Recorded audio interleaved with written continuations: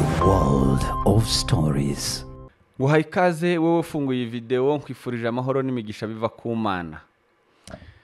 Kuri Afromedia Live muri kumwe na Director Gabi nk'ibisanzwe aho tugiye kuba turi kumwe n'umuhanzi cyangwa se umuririmbyi umuramyi ukora mu gisata ca gospel. Tugiye kuba turi kumwe nawe tumenye byinshi kuri we. Ni umusore ukiri muto utangiye kuzamuka ariko kandi utangiye umaze kugafata. Umusore ukiri muto ariko umaze kugafata araje kutubwira adusobanurire uko yagafashe uko byagenze namunayi kugira ngo ibintu bize kumera neza. Muraho neza Hope? Muraho neza. Kuhaye wisetsa niki? Nari ingize ngo nanjye nkubaza ka. Kameze gati Kugafata gute? Wagafashe ute ubwo?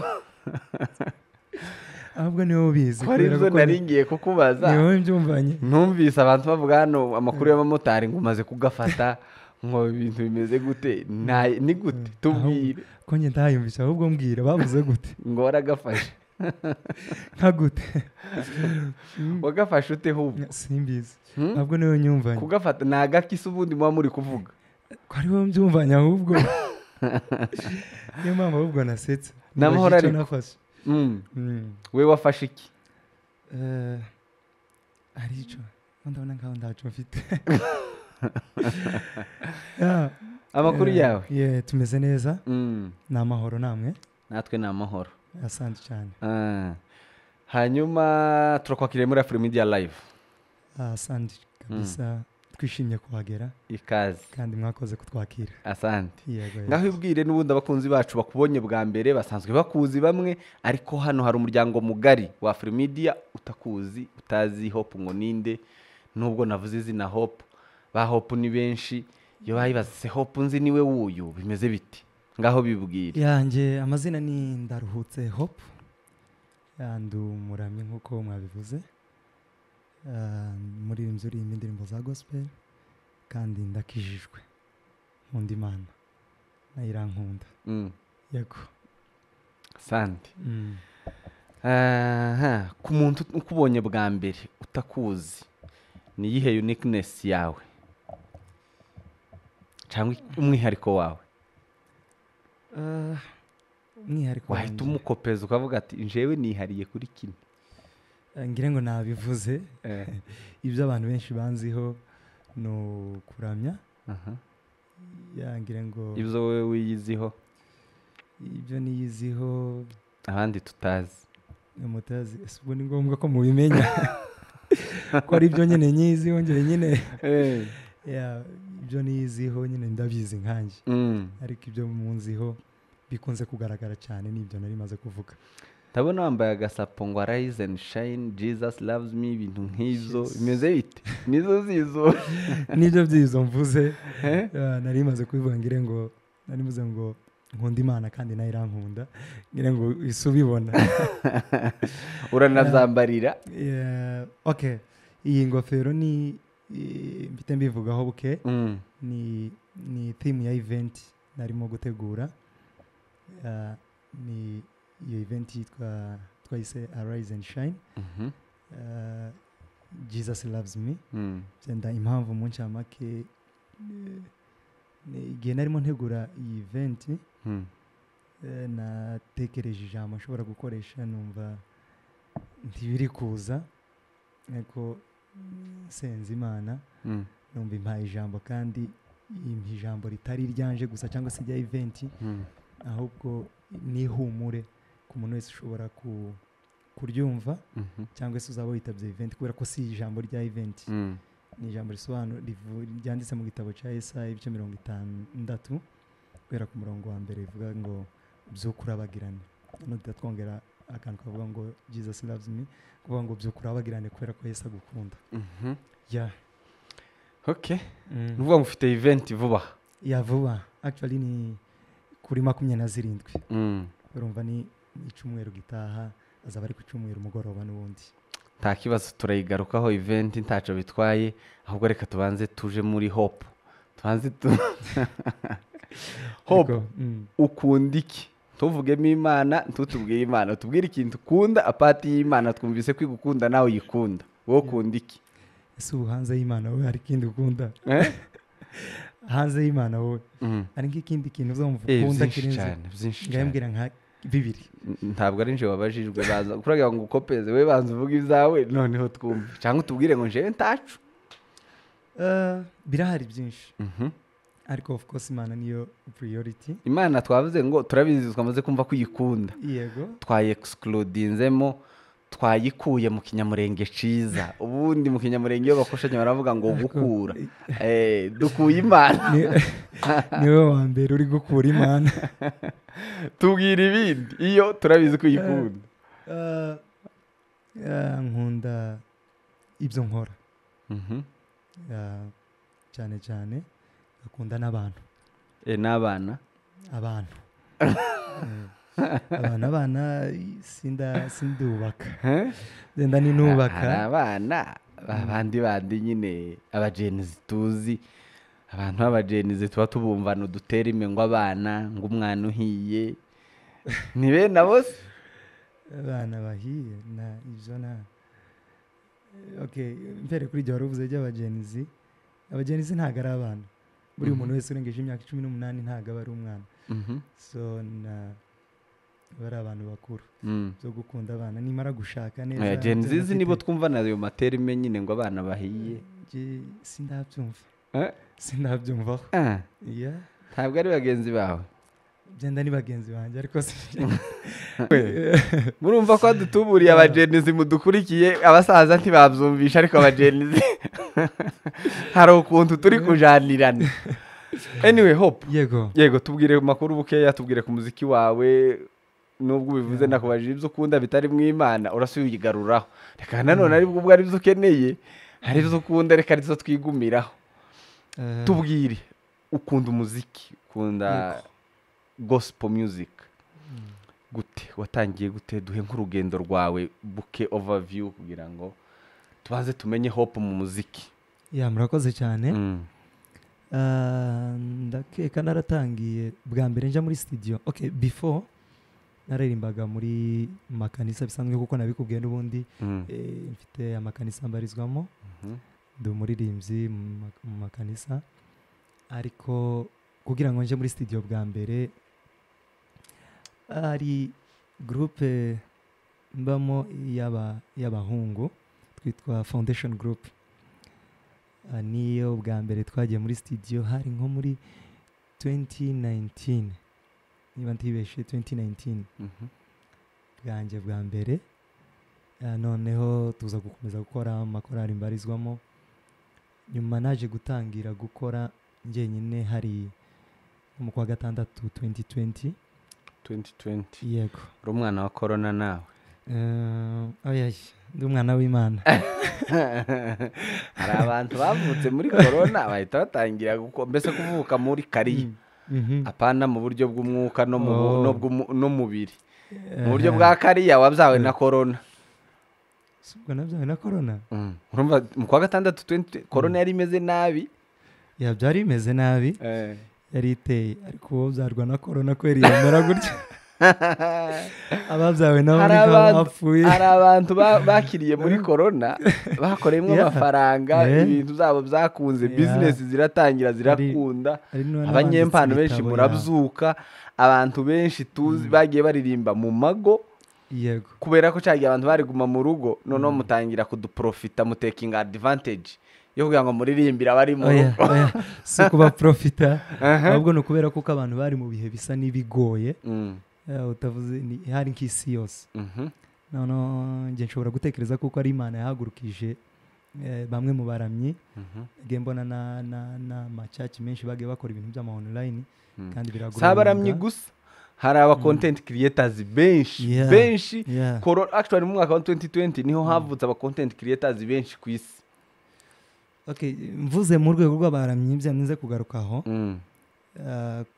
byenda ku giti cyane natekereje kuko ari nk'inkomezi Imana yari itanze muri icyo gihe kubera ko hari abantu bari barwaye benshi bandi babura babo bafite ibibazo by'inzara n'ibindi ariko ndatekereza kuko kubera ko nta n'imirimo myinshi yari ihari muri icyo gihe hari abaririmbyi benshi bagiye ku giti cyane bagiye bamfasha muri ico gihe kubera ko twabaga twifungiranye twagenda dutegera cyane cyane indirimbo noneho byenda kuri abo bandi wari uvuze aba content creator ndatekereza ko batekinze advantage nibo batekinze advantage yuko abantu bari mu rugo bafite umwanya munini bicaye baprofitiye mu kavuyo ka corona bahita badukubitamwe imizigo ariko si bibi nubwo tuba tubivuga gutyo ni ibintu byiza rwose n'abandi mukomeze muze ntibyarangiriye aho ngaho warakoze cyane muri corona nawe warakoze cyane muri corona ahubwo nakoze bukeya ntabwo wakoze buke ibyo nakoraga ntabwo wari kubibona ntiwabibonye cyane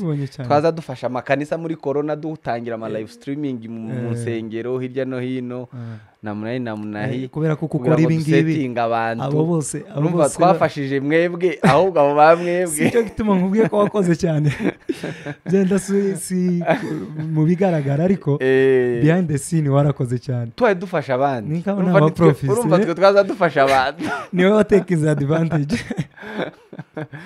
twebwe twaza dufasha abandi kugira ngo turi nk'ikiraro kambutsa abandi bo bakagenda tugakomeza tukaguma aho ngaho urumva ikiraro nuko ubu uratangiye muri 2020 ndatangira muri 2020 nakoze muri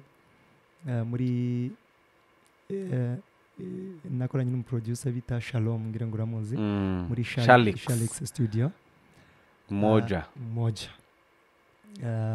nyuma ndaza gutuzaho bukeya narimo ntegura live recording nayikoze 2022 mu kwa 12 ari tariki 16 ari overnight turayikora bigenda neza turakomeza live recording yari live recording wenyine nari kumwe n'abandi sinayikoze njyenyine nari kumwe na team nini cyane ariko turavuga solo iyo tuvuze solo ni wewe mu artist wenyine urimo abandi nabagufasha yego actually nabagufasha kugira ngo vision yawe isohore vision si yabo namunagari buri umuntu urabona ubu ngubu ni wewe director wa Afrimedia ariko hari abandi bari gutera imbere muri Afrimedia kandi byaraguturutseho urumva ushobora kuzana ikintu ari Imana yashatse kukizana kugira ngo gifashe benshi gifashe n'abantu ariko niwe visionnaire nico twari dushaka kumva ya nuvuga ngo abandi bari gufasha vision yawe nabo bifasha obvious barifasha twese twarimo dufasha kubihuruka ariko twese twarimo dufashanya ariko ninjye wari wazanye ico gitekerezo niwe wazanye idea undi nta gitekerezo kiza kivuka mu bantu babiri sivyo cyangwa birashoboka kuri wewe ndatekereza bishoboka okay uburyo bishobokamo byenda kunama nshobora kuguha igitekerezo utansapotinga kigapfa kandi cyari igitekerezo kizima ndumva cyane ahubwo ufite imbaraga n'usapotinga igitekerezo kubera ko igitekerezo cyonyine tureba ufite imbaraga twari tubajije ko igitekerezo cyazanywe nandi noneho wowe wundi aragisapotinga so team yazi gusapotinga nico neshatse guclarifyinga cyangwe mwaza mukorabora yari collaboration yari min supporting okay nuko komeza nuko ndakora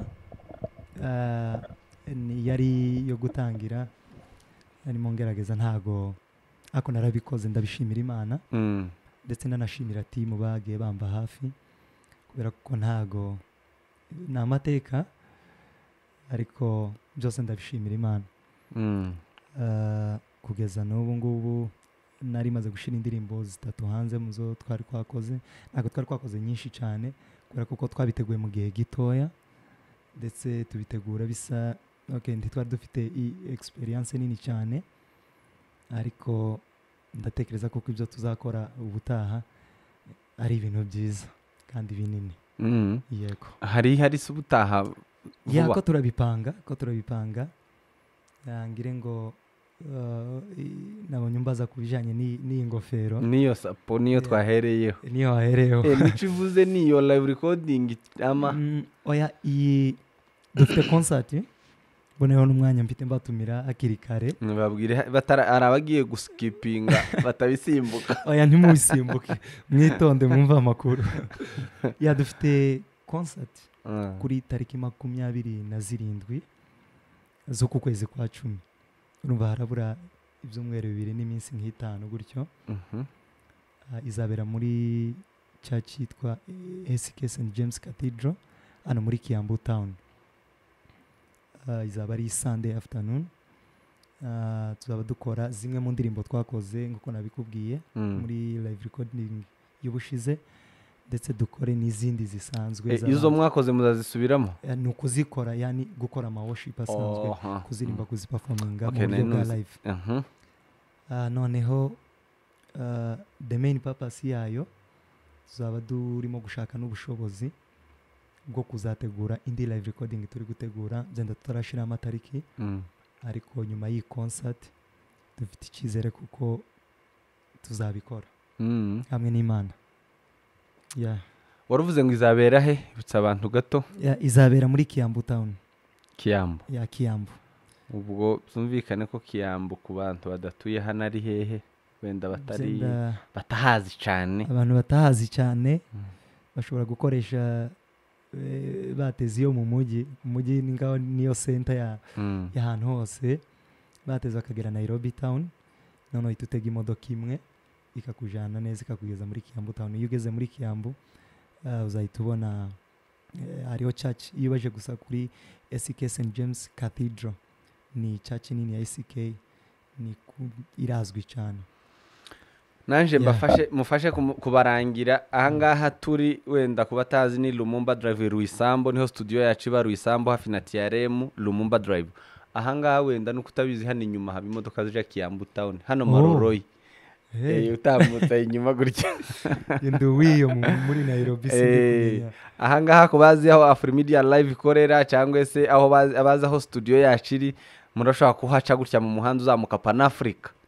Umuhanda uja Pan Africa University inyuma yayo gato Maroroi haba imodoka zija Kiambu Town. Kiambu ni inyuma aho ngaho. Ubwo mfashije Hope kuranga aho hantu takibazo urumva uzahagera mbere y'abandi ni hafi takibazo je ndahegereye yego Hope ni ukuvuga ngo warutubwiye ibya event turaza kuyigarukaho ariko reka nsubire nk'inyuma gato. Urumva hari uburyo nkuzi mu Abanyakenya mu korabora gute muziranye muti kuri we n'abantu basobanuye iki? Abanyakenya basobanuye ikintu kinini ku buzima bwanje. Icyambere ni inshuti. Buriya ni ijambo ry'Imana riza rivuga hejuru ya Paulo arantu ngo yigeze kugera none asanga bari kuramya ibigirwamana. Icyo yakoze ntabwo yashitse ababwira ati ko muraramya ibigirwamana ko muragira ute asa n'ubacaha ahubwo yabanje yigira nk'umwe muri bo. Nyuma noneho bari bafite ngo Imana itamenywa byenda abapasiteri boza kubivugaho cyane ahita aza kubasobanurira afata ijambo nyuma. Icyo nari nshatse kuvuga no kuvuga ngo tugera hano muri iki gihugu nashatse kugira ngo ngire inshuti nyinshi za bene wacu b'Abanyakenya kugira ngo bashobore kuba bamfasha ibintu byinshi no kumenya ahantu ntazi. So n'abantu bamfashije nshobora kuvuga mu buryo byenda bwa kariya bwo kumenyera no kuba naragize izindi inshuti zitandukanye byenda nuko nari mbafite bene wacu. Yego bene wacu ni inshuti zanjye kandi of course ibo ndabafite ziri by default. Izo zirahari izo zirahari by default. Izo zirahari sizo gushakisha ariko abandi bo urabashakisha ugashakisha ubushuti kugira ngo ubidinge nabo ubumwe. So bavuze ikintu gikomeye kandi nanabashimira Imana bamugisha. Ariho bamwe hasigaye bumva ikinyamurenge nyabuna Abanyakenya Abakikuyu ntawe wabonye ukivuga neza cyane yitwa nde wa mukobwa unakiririmba neza cyane. By the way umukobwa wa Umoja Yeah, tuzamuzana hano tuzamuzana tubwire igikuyu ya benshi barakivuga kabisa barakizi. Hariho n'abandi baza bambwira bambona bakambwira ati uri umunyamurenge tubana na bene wanyu benshi kandi turaziranye baba byenda agahita avuga nk'ahantu bakunze batuye. Yego. Benshi bahita bariletinga nk'abantu batuye muri Kasarani, Umoja, Kayole, abakikuyu benshi yo muhuye bazahita babigarukaho cyane. Ya so n'abantu beza cyane kandi nshimira Imana cyane. Aho ngaho ko wajanye event n'ubundi usanzwe ukorayo cyangwa watekereje ko ari yo woje? Gukorayo cyangwa ndi umukristo. Ndi umukristo aho kuri cyace. Ya ndi umukristo muri iyo cyace. Ya niho najanye event, niho nsengera. Niho nsengera? Yego. Niho mbarizwa. Tuhembwa? Guhembwa? Ayaye. Nyabona. Simpembwa byenda kwishimwe. Nishimwe so guhembwa. Uhembwa niwo uri mu kazi. Kubera iki? Wewe se akosa akazi? Subuna akazi. Subunda akazi ni nkiki. Dusobanure banzu tubwire ko atari akazi. Kuri nje ntago mbifata nk'akazi. Wewe ukora iki? Ukora kahe kazi rero? Akazi nkora na Rimonica. Ya na Rimonica. Ndi umunyeshuri. Sindatangira nindangiza ishuri nzabona akazi. Nangire gukorera ifaranga nkawe. Tufite kubivamwo ufite kubwo ku muziki cyangwa umuziki kazaba akazi? Umuziki hari umusore twari kumwe ejo uramuzi ukora videographer Ganza, turimo tuganira ejo arambwira ngo amafaranga ni reward z'ibintu bukora. So kuvuga ngo byenda nshobora kureka umuziki ahubwo nzoza mbona amashimwe mu muziki ariko bitari akazi. N'amashimwe kuko nubundi ntabonye amafaranga sinzi bitewe n'urukundo nkunda umuziki ko nshobora kubireka. Ariko nziko amafaranga azaza ari reward y'ibyo mbango ndi gukora. N'ubu ngubu byenda nshobora kuvuga y'ibyo uri gukora. Ibyo ukora ni iki? Ibyo nkunda. N'akazi. Oya. Uzi ko ushobora gukora ntubone. Umva icyo sasa ikibazo abantu bagira nuko akazi mwumva kandi k'amafaranga. Sibyo? Ariko n'umuntu wo koropa hano. Suppose umuntu aje guhanagura ino tapi. Ako niko kazi. Ako nakazi. Ugomba kumuhemba. Sibyo? None wakoropse iyiwe. Nziwe. Suppose ko wakoropaga mu wawe. Iko sakazi. Nakazi ariko kurikorera. Ariko nakazi. Uwo kwihemba. Wihembe. Rero hari nje ahubwo okay uburyo nje mbifata sinshobora kuvuga ko mbifata nk'akazi cyane kandi ntago nshobora kuvuga kuko ari amafaranga cyane atumye mbikora kuko ndatekereza kuko bibaye ari amafaranga atumye mba ndi hariya cyace nibi baba bari kumfasha ntago baba babikora kamara kumpa cyace ku buntu gutangaza ibikorwa muri cyace kunsapotinga mu buryo bumwe n'ubundi iyo ari akazi gusa ndashobora gutekereza ko bazavuga ati amafaranga tuguhemba nayo amafaranga kazi umuntu aboneramo promotion ariko nje ndatekereza ko atari promotion iriya si promotion anyway twarimo twiganirira ariko mu by'ukuri iyo topic izatuma nzana abantu bayivugaho ngo iyo tubabwiye ngo mukora hariya muhita mwumva ko mu buryo bw'abakirisitu bahita bashaka kubyirukana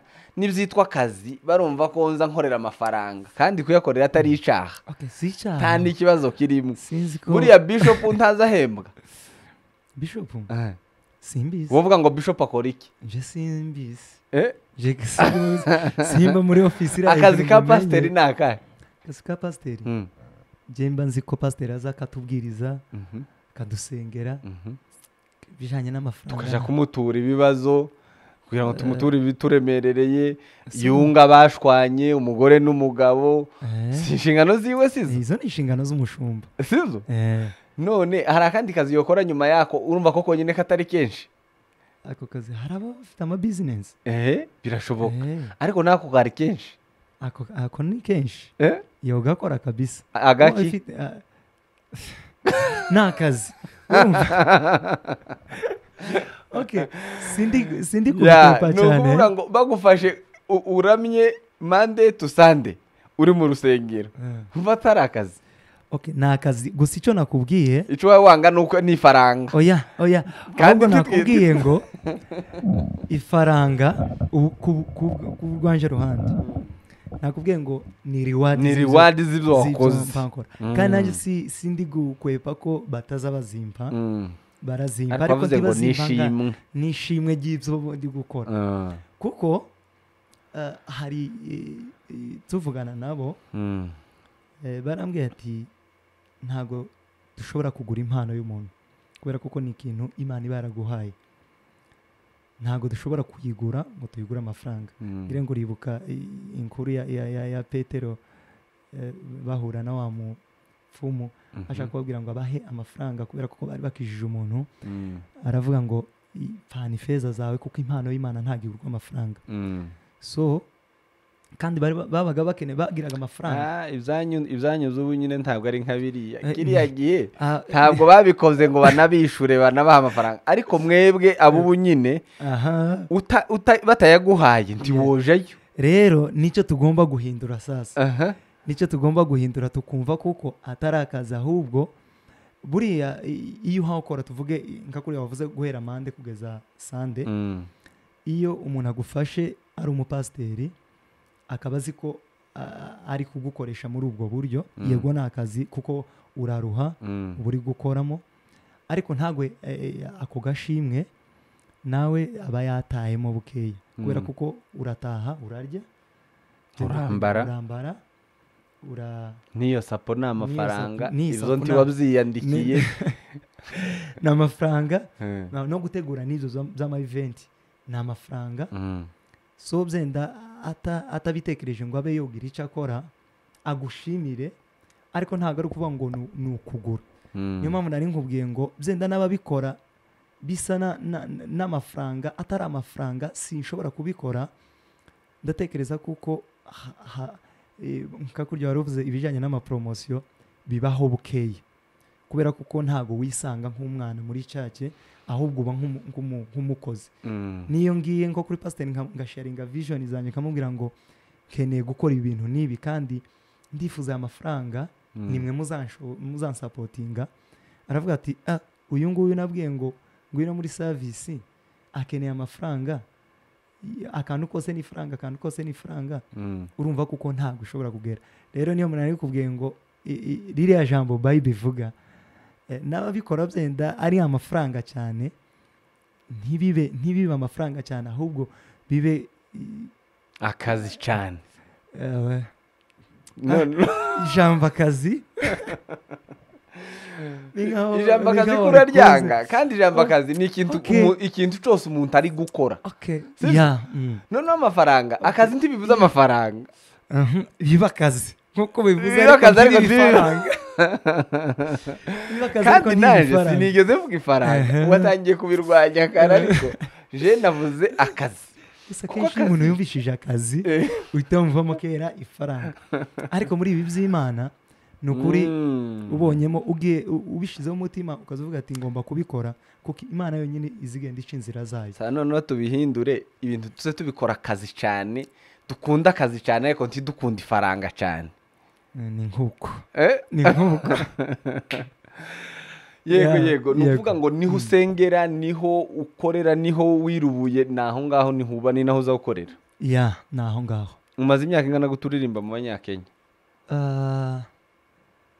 kuva tekereza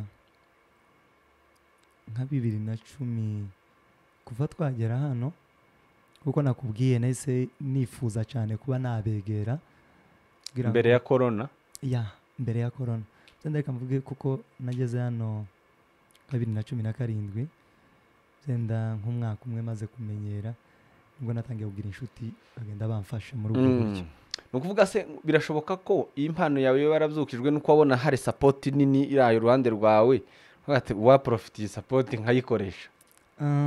Oya ahubwo support yaransanze yasanze ibyo ndi gukora. Support niyo yansanze sinjye wabonye support ahubwo support yarambonye. Hari igihe ubona hari support yayipfa ubusa bagata abantu babazaza umusaruro hakiri kare nk'ibarimo none. Ubwo se ndifuza kubavamo. Obvious hari igihe uzobagamo iteka ryose se. Byenda wova hano ukimuka turi muri processes ukashobora kugenda ukaja ahandi ukaja mu kindi gihugu ukaja gukorera n'ahandi. Yego birashoboka sibyo. Nuvuga ngo birashoboka rero. Hanyuma nuvuga ngo wewe nti wabonye ako support ngo uhita ubona woga profitamo kidogo. Ntago ari support nabonye ahubwo cyari kindimo cyampatiye kubikora cyane no kubikunda. Na support byenda nshobora kuvuga nabonye niza babonye ndi kubikora kubera kuko arigiye muja ku ministeringa ahantu kaba mwahura n'umuntu kunzi ibyo muri gukora nkunzi ibyo muhamukora mukomeze gutyo. So nk'abo bantu bose iyo ufite event urabahamagara ki event ndimo gutegura iyi niyo ya mbere kandi ndifuza support na umbwirire n'abakristo bawe bari kumva bazaze rwose bazaze bagushigikire bazaze supporting n'abatari hano hafi n'abari kureba tumifaranga sibyo dukora umurimo w'Imana nubwo uzangaga oya sinazanze ahubwo wanze ko tuzivuga mu izina ariko izo faranga zirakenewe mu murimo nubwo mwumvise mpaye mubaza gutyo sinazirwanyije ahubwo nje nashakaga ko arigwaho neza ngo atubwire ko umuntu agomba gukora uwo murimo abona ifaranga ahembwa ariko ibo ntibaza bashaka kubyita bazabitagatifuza. Umva sasa uburyo umuntu agomba gukora uyu murimo abonamo amafaranga. Uburyo ushobora gukoramo uyu murimo ubonamo amafaranga ni buriya buryo bwo kuwukora uwukunze ndetse uwitaho cyane kubera kuko ari ibintu by'Imana Imana nyine irabishigikira. Ariko iyo navuze ngo buriya mfite n'ubuhamya byenda kuri live recording yanjye ya mbere nakoze dukonjorereho buke ntago ari producer byenda ndanyuzwa arabyumva muri Jewel Studios. Namuhaye igitekerezo mubwira ko nshaka gukora live recording. Ndanyuzwe niwe wayirekodinze. Niwe wayirekodinze. Niyo live yakoze kandi arayikoma. Yarayikoze neza cyane. Ni ukuvuga ngo nta mafaranga nari mfite kandi ni ukuvugisha ukuri wenda ntabwo naza kubesha. Amafaranga nari mfite mashiringi 30,000 z'amanyakenya. Niyo nari mfite yani imbere n'inyuma. Nabwo mpita ntangira kuyakuramo ayo kuja kureba abantu bene aba wifuza kuko bazagufasha nk'abantu ba sound mbere yo kumubwira igitekerezo. Of course urabanzuka ukamukicarana ukabamwo mwosangira coffee ukamuha igitekerezo cyawe ukamubwira uwo uriwe noneho nyuma ukazagenda kumubwira ati service wifuza. Ni ukuvuga ngo aya mafaranga urumva kera nayo nkwemo nkanga yarasigaye 20 na noneho impamvu nari mbivuze ko ari ibintu by'Imana nyuma yo kuja kubonana n'uwo mugabo ni abamuzi ni Morgan agira n'ama studio mu mujyi abantu bakunze gukora ama practice. Ni ukuvuga ngo twagiye guhura ndamubwira ati mfite live recording. Arambwira ati se ufite amafaranga ngahe? Ndamubwira ati nta mafaranga mfite ariko ndi kumva nshaka gukora live recording. N'umugabo nawe uri supportive cyane kandi ubyumva. Nangije kubimubwira gutyo arabyumva. Arambwira ati se amafaranga ufite n'amafaranga nganiki? Ndamubwira ati nta mafaranga kabisa urumva wamfasha gute? Arambwira genda ushaka amafaranga uzabona. Nzaguha sound yose izakora nze kuguha n'umu producer bagira uzafatikanya n'umu producer wanje kubera ibyo byuma ndanyuze ntabwo yari kuri recording wenyine. Of course habagomba kuba umu sound engineer no iwe ni wamutanze aranamwishurira wenyine kandi twari duhuye bwa mbere ntabwo byenda bavuga ngo byari bigize ni Mungu umugani w'abintu ni Mungu niyo mpamvu nakubwira ati iby'Imana iyo babishizeho umutima ukanabikora byenda bavuga ngo ni amafaranga cyane cyane yonyine izi guha support Ganza nari nkubwiye n'ejo bundi twari kumwe narimo muha idea z'iyi event azanadufashamo nagiye kumuha igitekerezo same nawe niko yabigenje yambwira ati se ndagusapotinze ninde ushobora kugusapotinga wundi ni ukuvuga ngo abo bose bagiye babikora gutyo nanjye bigenda bintangaza ni ukuvuga ngo nahakuye isomo ry'uko niba numva igitekerezo cyo gukora ibintu by'Imana akaba ari Imana nshira imbere imbazi ko pfa kuba Yesu ankunda ibindi byose ni inyuma ibindi byose biri inyuma y'urukundo rwa Yesu kuko ntiyo kwemera kuko nseba ankunda buriya ukunda nawe ufite ubushobozi wokwanga kumusapotinga cyane cyane nk'umwana wawe noneho niyo mpamvu navuze ati ibintu by'Imana kabisa Imana izi byikorera pfa kuba ukemera ugafollowinga ibyo ikubwiye wumva igitekerezo cyiza ukamenya kuko ari yonyine izagisapotinga wumva ari ibintu biguhatiye kandi umutima wakubwiye ukagira kwizera iyo ufite kwizera kuza gukuraho imisozi nuko Hope kuri kariya yawe cyangwa se imyandikire yawe uburyo wandika ukura inspiration he cyangwa se byiza gute ku muntu utaratangira gukora ibyo bintu nawe abikunda cyangwa azabyiyumvamo ariko bitaraho bifata umurongo biza gute cyane cyane iyo ndi gusoma ijambo ry'Imana iyo nsoma ijambo ry'Imana cyangwa se iyo bari kuribwiriza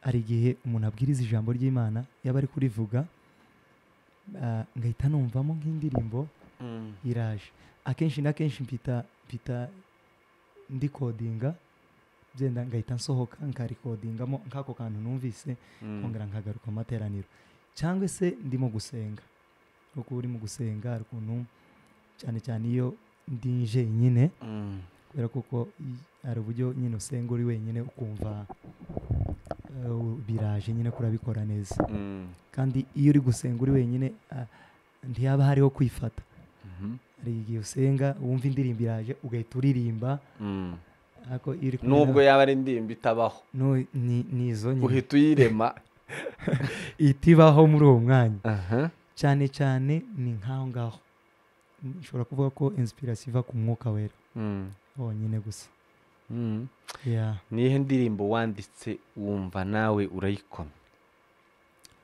zamaze gusohoka cyangwa iyo wanditse wumvira urayikunze kweri ni indirimbo izasohoka ntiraza ari indirimbo nanditse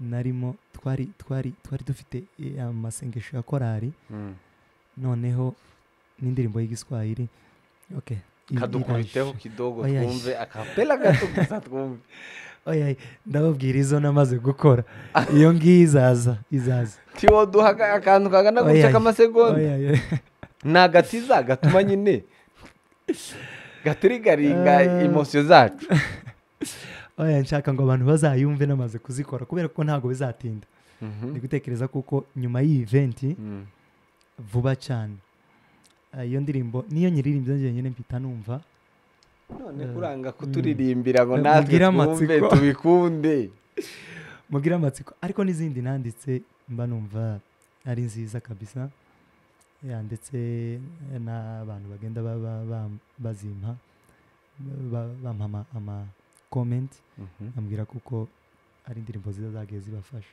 so zose ni nziza ngahe dukubitireho basi ku zindi wasohoye ukunda iyo ukunda kurusha izindi nk'uturirimbira agace yes hari nk'indirimbo ivuga ngo huhitaji jeshi ushinde vita nani asimame mbele zako wewe ni mwenye nguvu Bwana waweza nuko akandi kamwe kongera bakubwira nk'aho imbere buke.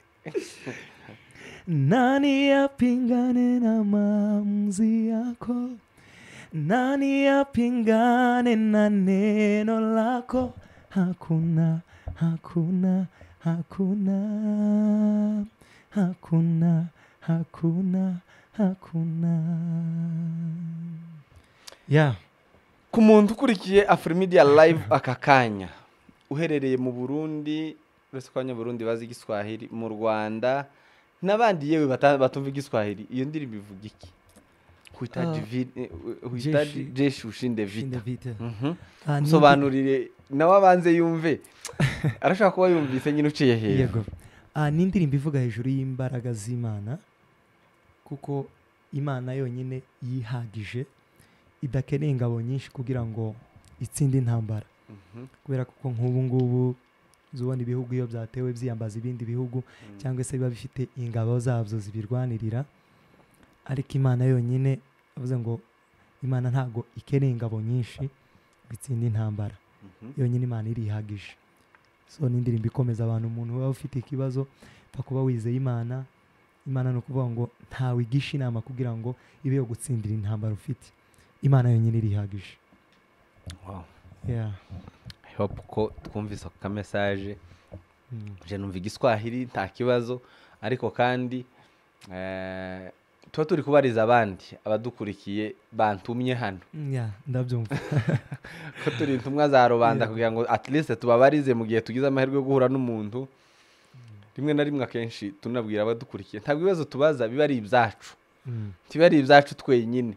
Hari ibyo biba personal, umugani w'abakikuyu. Ariko mostly tuba tubarije abantu kugira ngo babashe kumenya byimbitse umuntu, ko ari abantu bakunda hope. Imana ibaho umugisha. Sibyo? Ntabwo uzemera cyane. Ndabakunda cyane. Ntabwo wemera ko hari abantu bagukunda? Barahari. Uranabazi. Umaze no kubivuga ko hari comment uzubona bakubwiye bagize. Izo ni comments z'abakunzi bawe. Zakunda kubzita abakunzi kubera ko abafana bizabiba nka generic. Nabakunzi. Ni generic, ntabwo ari si original. So hari abantu bagukunda, ngaho batumire ubabwire bikorwa ufite, ubabwire kuri iyo event igihe cyayo, noneho byimbitse, nimba hari support yindi, niba hari amafaranga yo kwinjiramo bimeze gute, dusobanurire kugira ngo abantu bamaze gutangira gupanga kuzaza gusapotinga bari mu gihugu ca Kenya, cyangwa wenda n'abari hirya no hino bazi bashobora gutega indege bakaza. We never know. Nta kibazo nabo batumire, ntaco bitwaye. Ku bantu bakunda ibyo dukora, mbanje kubashimira, Imana ibaho umugisha, kandi nanabatumira muri iyi live concert dufite. Bakomeze bapasi yegeranye kabisa iminsi nkaho yageze. Mu buryo bwo gusapotinga nk'uko twabivuze, turifuza support cyane, kubera kuko of course ibyo tuzakorera hari ahantu ni ibintu biteguye, twateguye kandi twabiteguye mu buryo bwiza.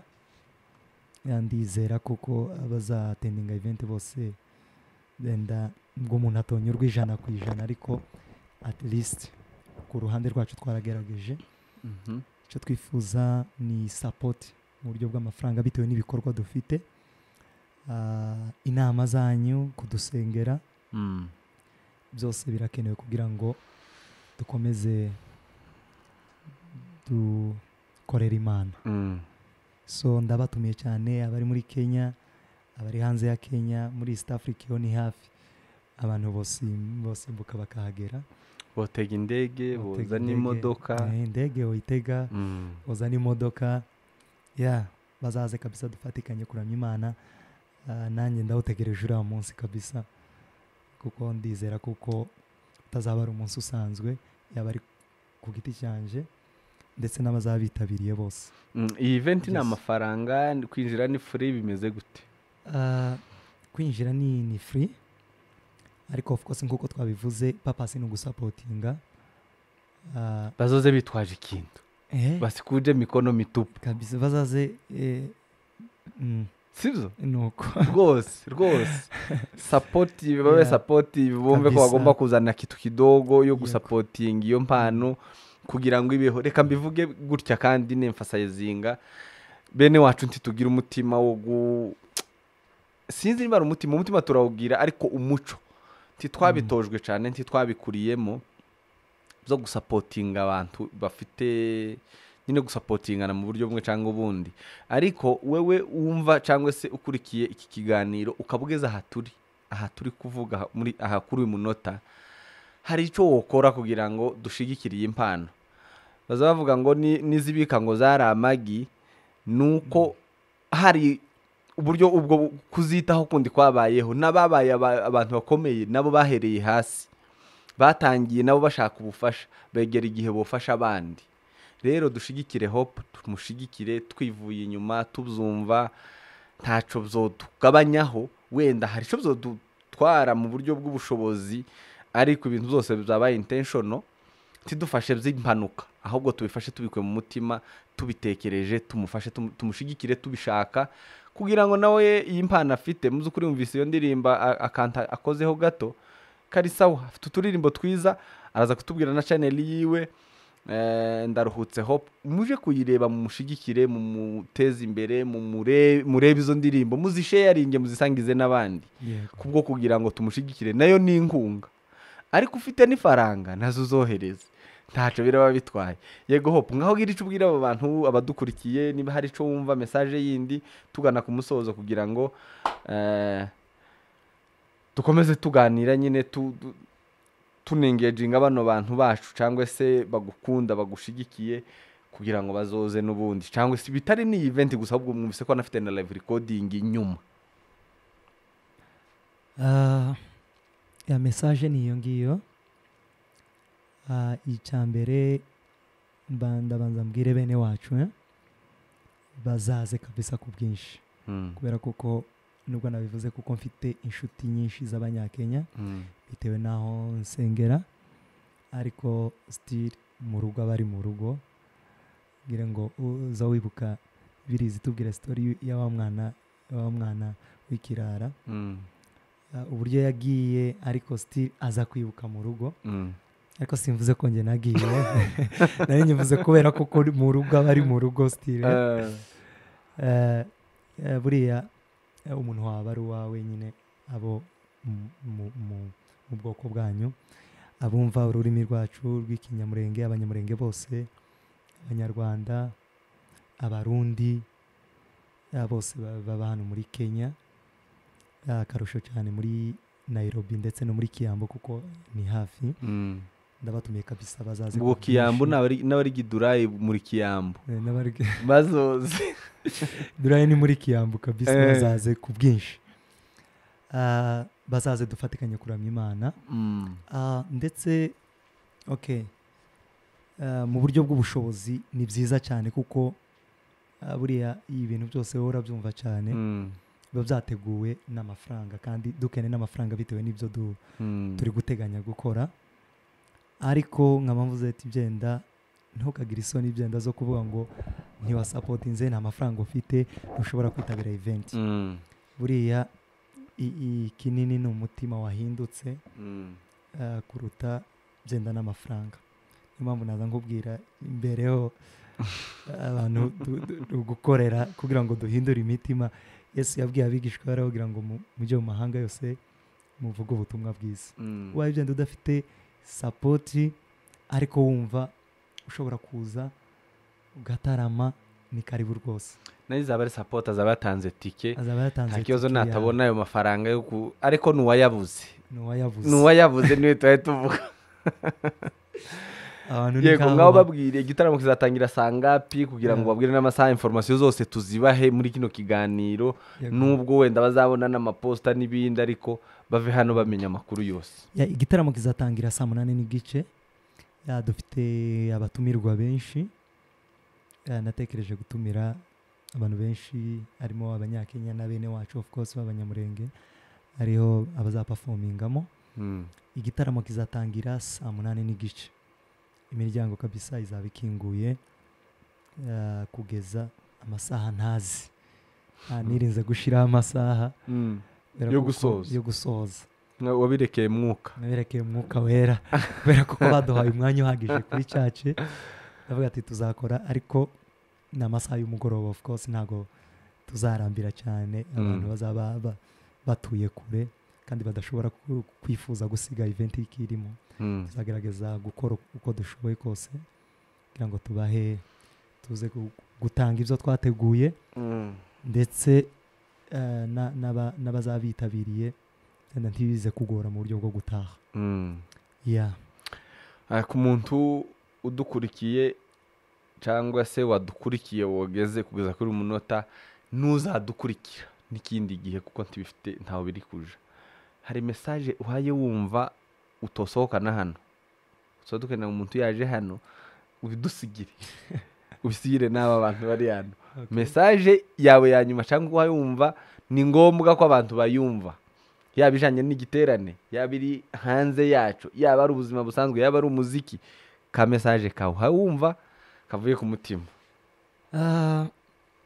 bite message nka zibiri iya mbere ndayigenera nshobora kuvuga ko ari abakurambere bacu bo muri gospel music hamwe n'abashumba b'abapasiteri gukomeza kuba hafi urubyiruko nanashimira cyane abakora narivuze abakurambere bacu bo muri gospel batumye gospel igira agaciro kubera kubikunda no kubikora cyane no kutita ku ntambara zose abantu bagenda bahura nazo buriya abantu ibintu by'Imana ugenda usanga bigiye bigiramo intambara kandi ari ibyo njye natekereza kuko bitazigiramo kubera kuko uba uri gukora Imana nta bintu bya politike byinshi n'ibindi ari ugukora Imana ariko ugenda usangamo harimo intambara ibintu nyine bitagize ariko nanabashimira cyane kubera kuko bakomeje kabisa bongeza giya kugira ngo gospel igire agaciro so message nshobora kubagenera ni ukubabwira gukomeza gusapotinga abazamuka abari gukunda gukomeza kubikora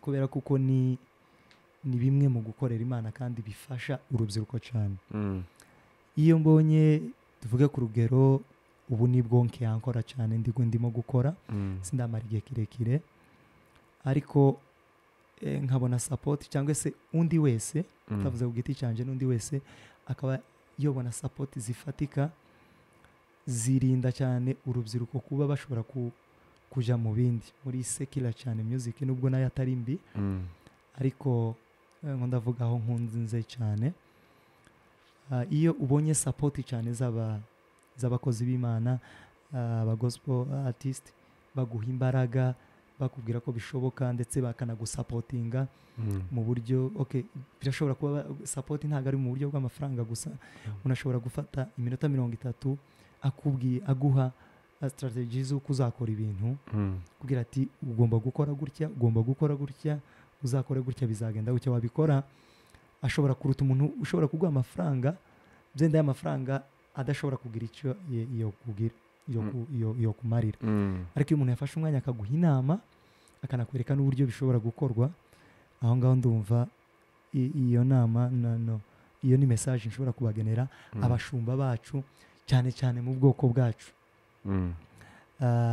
dufitemo urubyiruko runini baririmba hari nk'abo ngiye tugenda tuganira abenshi baba bafite indirimbo zabo bwite bagenda bakora cyangwa se ugasanga amakorari bafitemo abantu bafitemo indirimbo ariko byenda kuzisohora challenge z'ubuzima kimwe nuko nawe ubizi usanga bigora iyo rero buriya uko wari ubivuze aba Gen Zs dukunda nk'ibintu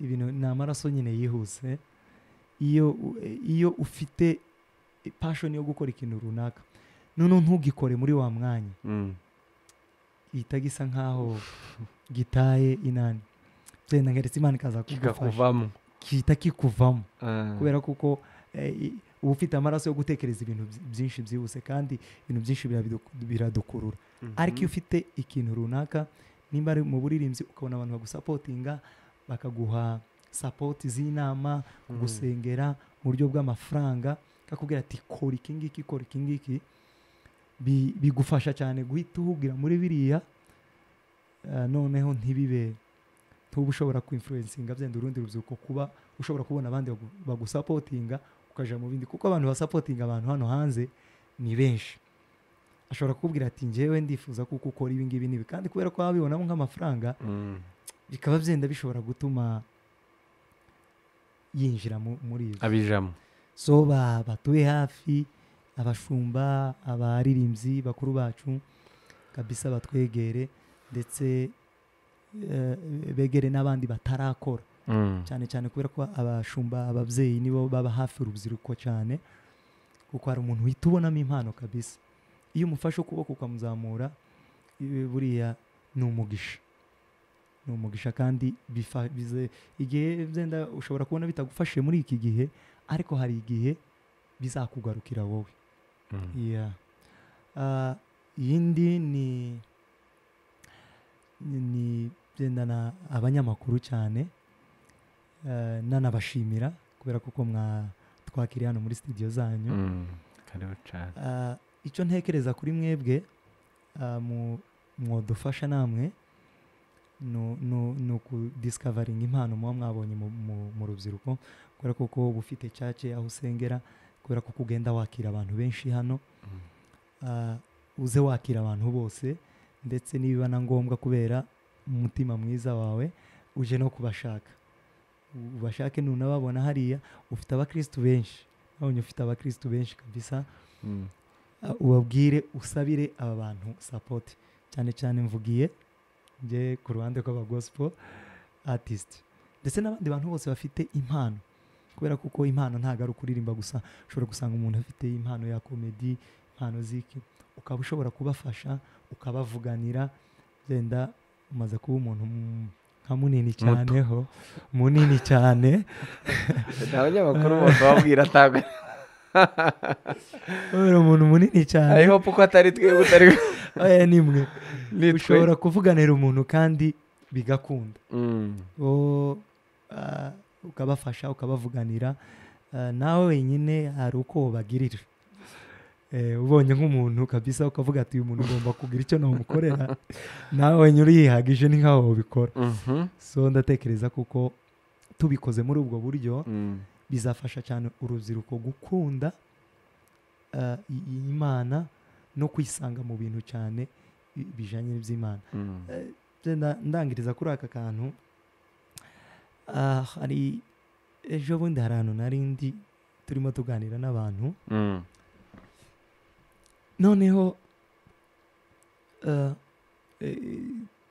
turimo kwivuga ko twari urubyiruko noneho ukabona umuntu karaja kuvuga ibintu bijanye no gukizwa nk'ibintu byo gukizwa ntabivuge nkaho kandi atari fieri no gukizwa akumva nkaho karabivuga ariko still si nk'ibintu byiwe rero ni wabikora gutyo bizafasha urubyiruko kwisanga cyane ngo muri iyo nani muri iyo field y'ibintu byo gukizwa umuntu yumve ari proud no gukizwa wumve uri fieri no kuba utunze Yesu wumva uri fieri nuko Yesu agukunda ntiyumva uri fieri nuko byenda ushobora kuja muri biriya bindi kuba byenda fieri n'uburara n'ibindi ahubwo ukazamva uri fieri no kuba utunze Yesu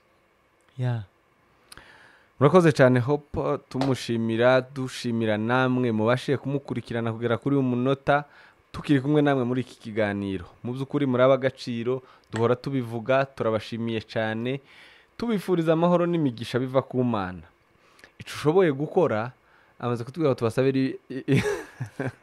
tubasabira inkunga mu by'ukuri si uko hari icyo twokwima abantu tugifite icyo dushoboye tuba tugikoze nawe icyo ushoboye ugikore ku giti cy'umuntu buri wese mu ruhande rwe cheza kama wewe abino niko bazabyita ngo cheza kama wewe cheza kama wewe supportinga ushoboye shigikire ko ushoboye hanyuma ibindi tubitegemo imana kuko nizigena ikatugenera ibidukwiye. Nkunze kubivuga ngo igeno ni iryayo, ikugenera ibigukwiye rero, kubera ko nibizi nuko wakoze. Buriya hari igihe njewe no abahanzi cyangwa se abasani bazabyita ngo no kwikina. Hari ushobora kwikina ariko akikina ibitari ukuri. Yego. Hashobora kwikina ariko akikina ibitari ukuri, ariko Imana yibibizi. Yego. Niyo mpamvu nkunda kuvuga ngo Imana ibagenere ibibakwiye, no kwifuriza umugisha iyo ikabona atari wo ukeneye, atari ukwiye, kuko wadutuburiye urabifekinga birakunda. Ariko Imana yo izigena ibidukwiye kandi ibibizi koko. Rero ndagushimiye cyane wewe ukurikira Afrimedia Live, wewe ushigikira ibyo dukora, wowe ubana natwe, n'ubundi tunakubwira ngo uko tugirira, uko ubigenzereze n'abandi, ushigikire n'abandi, ushigikire abasore bato, abahanzi bato, abakomedia, abanyempano n'abandi muri rusange. Dusabye inkunga kuri buri umwe kuko ntibigarukira kuri twe. Ndabashimiye cyane abakunzi ba Afrimedia Live. Kuri Mike mwari kumwe na Director Gabi kuri Afrimedia Live nk'ibisanzwe.